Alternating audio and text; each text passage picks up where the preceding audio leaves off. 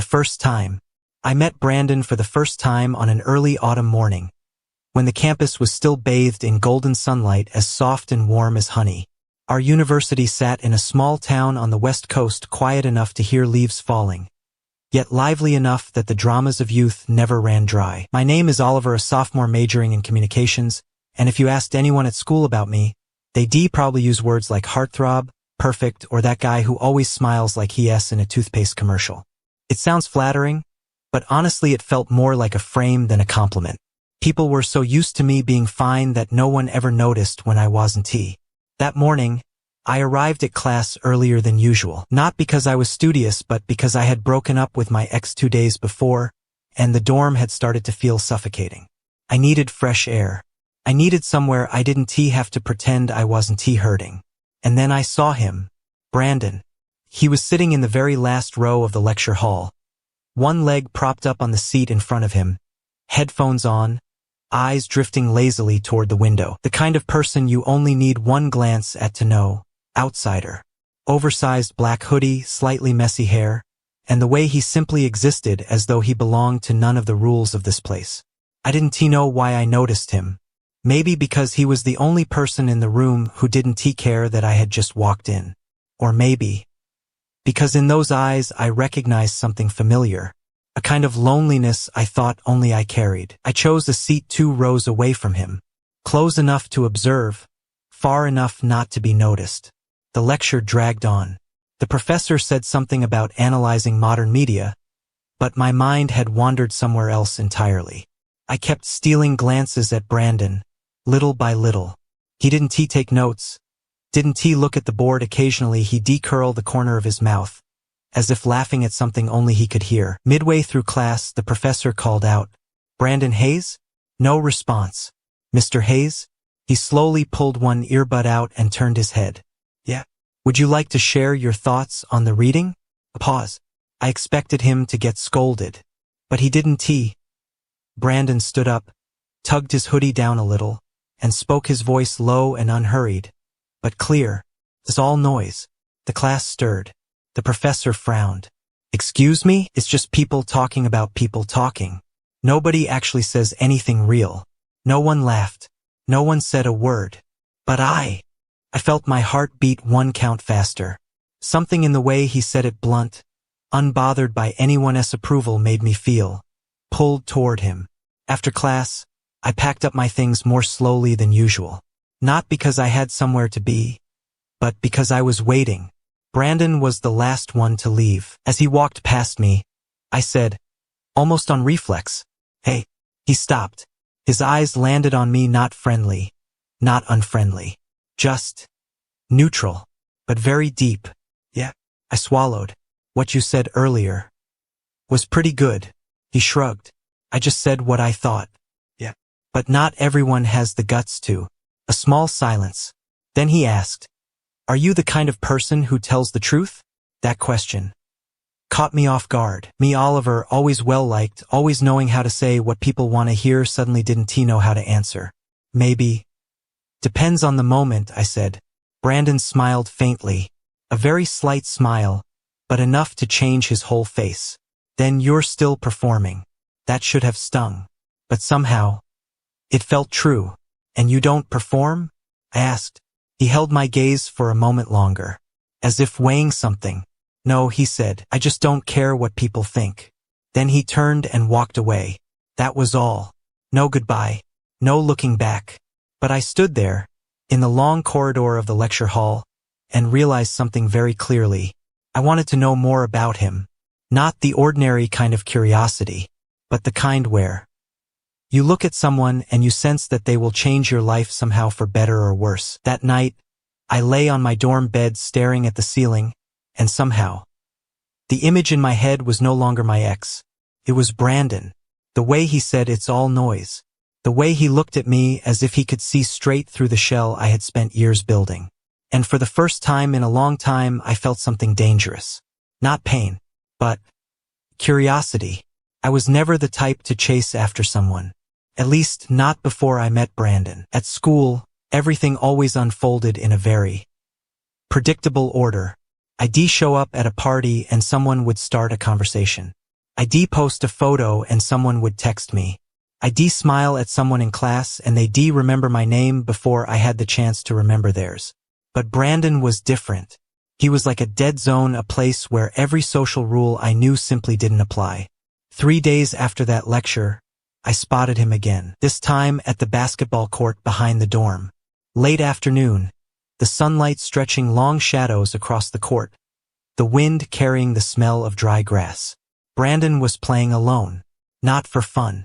He was throwing the ball hard, sharp, deliberate, as though pouring something out of himself. I stood at the fence and watched for a while.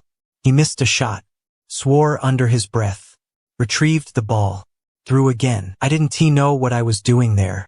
Maybe I just wanted to confirm he was real, not some strange apparition I'd invented to take my mind off the breakup. Seen enough? His voice carried over and he didn't turn around. I startled. You've been standing there for 5 minutes, Brandon said, still dribbling. Either come play or go somewhere else. I walked onto the court. Let me play with you, I said. He glanced at me. You any good? Decent. Decent usually means terrible. Then you've got an easy win. Brandon's lip curved. Fine. 1-on-1. We started. And I lost. Not by a little. By a lot. Brandon moved fast and sharp with a kind of focus I rarely saw. He didn't talk much while playing, he just acted. When the game ended, I bent over with my hands on my knees, catching my breath. "'Kay," I laughed. "You're genuinely good." "Yeah," he replied simply, drinking water. A pause. I sat down beside the court. "Do you play here often?" "Sometimes." "Why don't you join the school team?" Brandon shook his head. "I don't do well with rigid rules. Basketball has rules." "Yeah. But out here, if I break them, nobody cares." I looked at him. "Are you always like this?" "Like what?" "Not caring." Brandon was quiet for a moment. Then, in a lower voice, "It's not that I don't care." "Then what is it?" "It's not believing that caring changes anything." That answer didn't sound like something said offhandedly. It sounded like something carried for a long time. I didn't push further. Instead, I said, "I'm Oliver." "I know." I was slightly surprised. "You know me?" Brandon shrugged. "Whole school knows you." Because I'm the heartthrob?" I smiled, half joking. He looked at me, this time longer than usual. "Yeah," Brandon said, "and because you're always smiling." I didn't know why. That landed a little uncomfortably. "Is smiling a bad thing?" "No," he said. "Just sometimes the people who smile the most are the ones hiding the most." I went still. He couldn't know. There was no way. "You talk like you understand me," I said, keeping my voice even. Brandon stood up, picked up the ball. "I don't understand you," he said. "I'm just guessing." "And what are you guessing?" He turned back, looked straight at me. "That you're trying to be whoever people want you to be." 1 heartbeat. 2. I laughed, but the sound came out hollow. "That sounds very philosophical." "No," Brandon said. "Just an observation." Then he tossed me the ball. "Rematch?" I caught it and looked at him. "Do you always talk like this?" I asked. "Like what?" "Like you can read people's minds." "No," he shrugged. "Just with you." I didn't know how to respond to that. So I just said, "Okay. Rematch." We played another round. And this time, I still lost. But somehow I didn't mind at all. In fact, I felt lighter. As if around Brandon I didn't need to win. Didn't need to be perfect. Afterward, we sat in silence for a while. The evening breeze had grown cooler, and the sunlight was slowly fading. "What's your major?" I asked. "Psychology." "Psychology?" I raised an eyebrow. "Fits you. Because I like reading people?" "Yeah."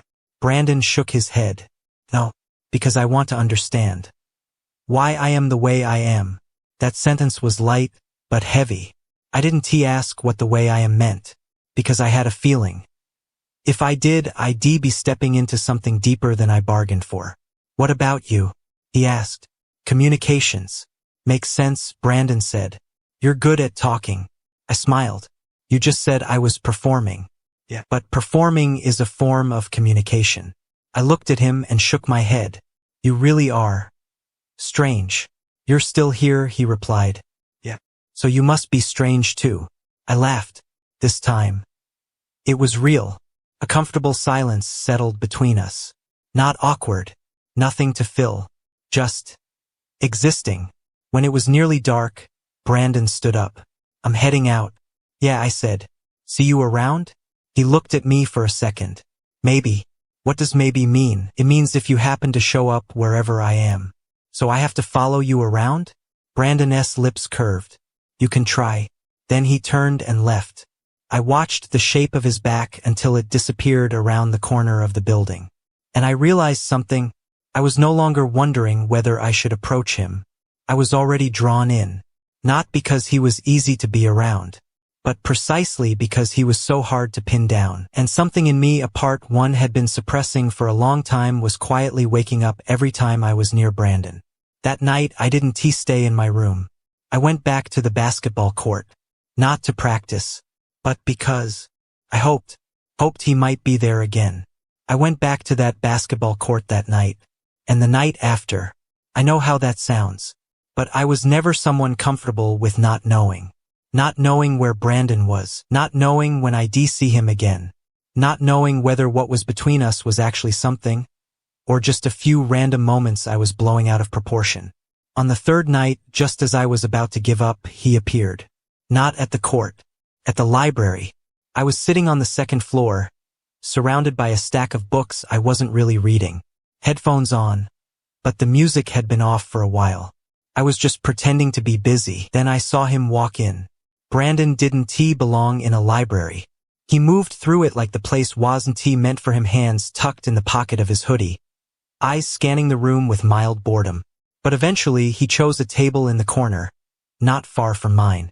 I hesitated for about 10 seconds, then stood up. You're following me, aren't you?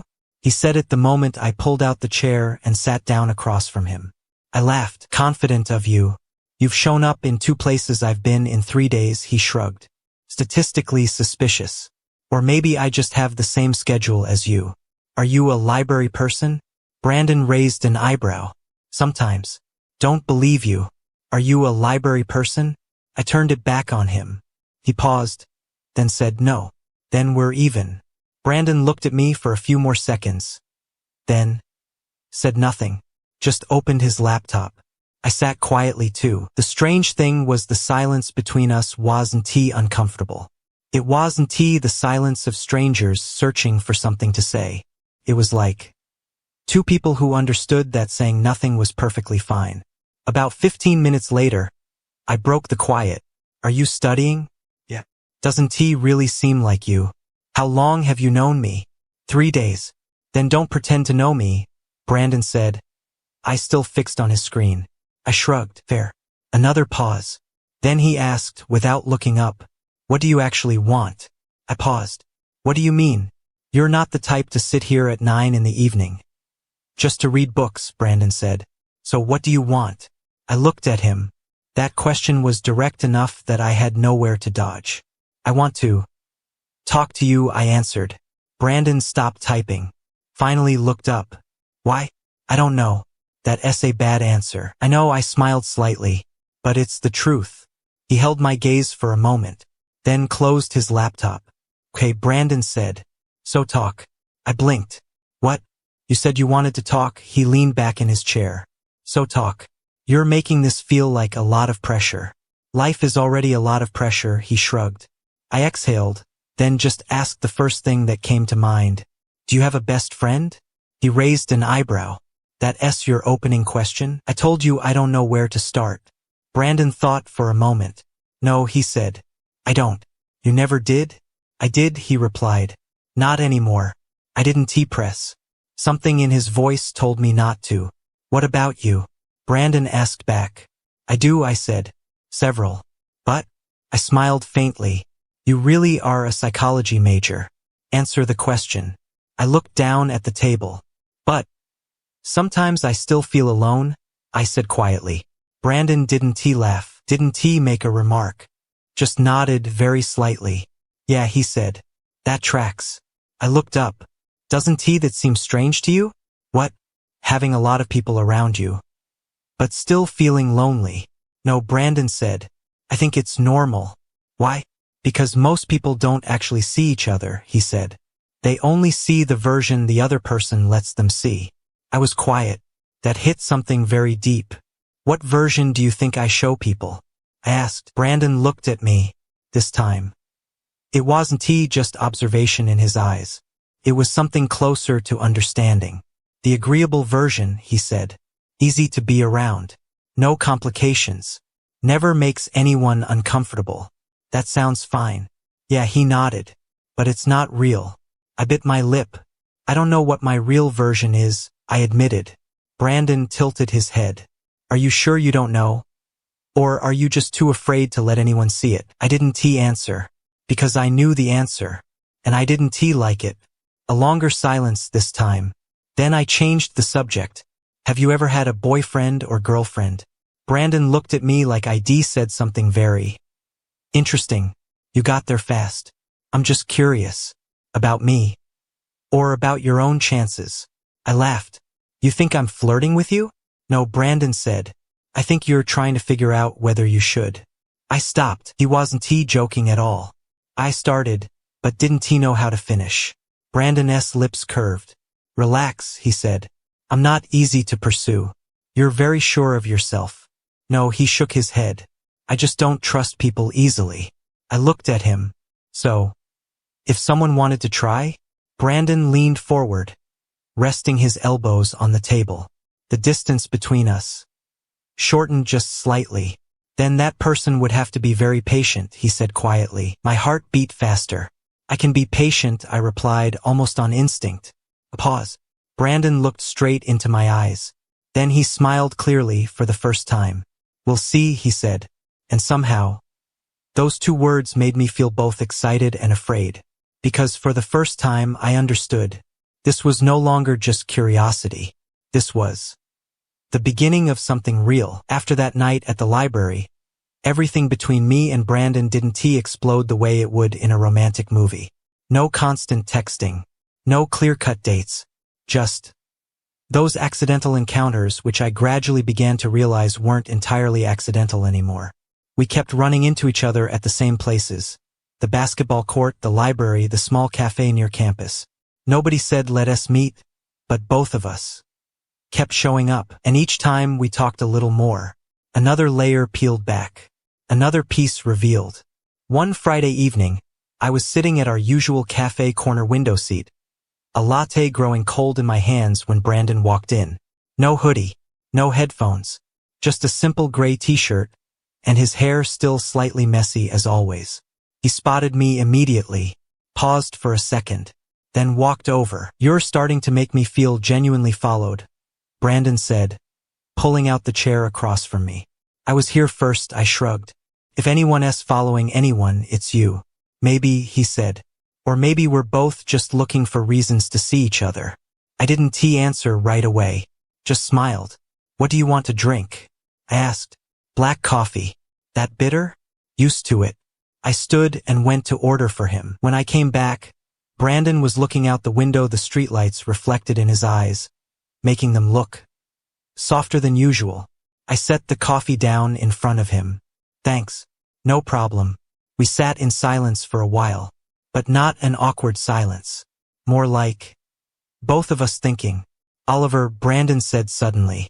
Yeah. Have you ever felt like you're living a life that isn't yours? The question came quickly and it went deep. I didn't sidestep it. Yes, I said. Many times. For example, I looked down at my coffee. For example. When people expect me to be a certain person, I said slowly. And I just keep playing that role because it's easier than explaining who I actually am. Brandon nodded slightly. Yeah, he said. Makes sense. What about you? He smiled faintly. I'm the opposite. The opposite? I've always been myself, Brandon said. And because of that, I don't belong anywhere. That sentence made me feel something like pain. Not my own pain, but pain on his behalf. Don't you think there's someone out there who will accept you? I asked. Brandon looked at me. His eyes this time were different. Not guarded. Not sardonic. Just very honest. Maybe, he said. But I haven't met them. My heart beat a little faster. I could be that person, I said, almost without thinking. A silence, longer than any before. Brandon didn't answer right away. Just looked at me, as if searching for something in my eyes. How many people have you said that to? He asked. That question was like a soft slap. I've never said that to anyone, I replied, my voice quieter. But you're the kind of person who makes others feel special, Brandon said. That's your skill. You think I'm using a skill on you? I don't know, he shrugged. I just don't want to be one of many. I took a slow breath. You're not, I said. Prove it. I hesitated. How? Brandon leaned back in his chair. Don't try to make me like you, he said. Just be yourself. I smiled softly. That's the hardest thing you could ask. Then start with something easier. Brandon raised an eyebrow. Which is, stop smiling when you don't want to smile. I was quiet, because he was right. I was smiling, and I wasn't sure I actually wanted to. I dropped my gaze, stopped smiling.